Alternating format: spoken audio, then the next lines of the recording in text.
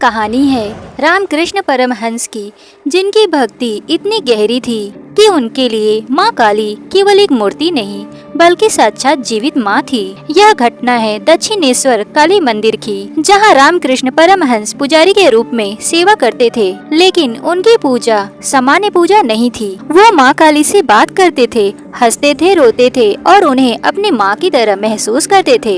एक दिन माँ शारदा देवी ने एक अद्भुत दृश्य देखा। उन्होंने देखा कि रामकृष्ण परमहंस माँ काली को अपने हाथों से भोजन करा रहे हैं। अब आप सोच रहे होंगे, क्या सच में ऐसा हो सकता है?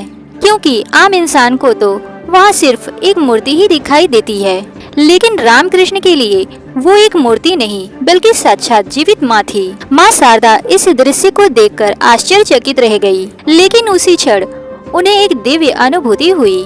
उन्हें महसूस हुआ कि रामकृष्ण और माँ काली अलग नहीं हैं, वे एक ही दिव्य शक्ति के दो रूप हैं। रामकृष्ण परमहंस अक्सर भाव समाधि में चले जाते थे, जहाँ वे माँ काली से बात करते, उन्हें महसूस करते, यहाँ तक कि उन्हें अपने गोद में सुलाते थे। उनके कई शिष्यों ने भी इस दिव्य अवस्था को महसूस किया। और फिर आया एक और अद्भुत क्षण। सन 1872 में फलहारड़ी काली पूजा का दिन था।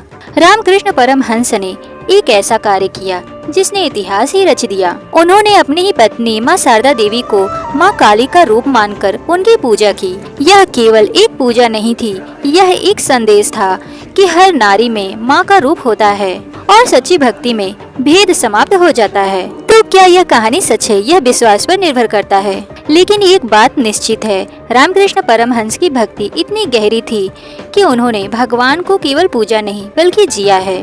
अगर आपको यह दिव्य कथा पसंद आई हो तो वीडियो को लाइक करें, शेयर करें, चैनल को सब्सक्राइब करें।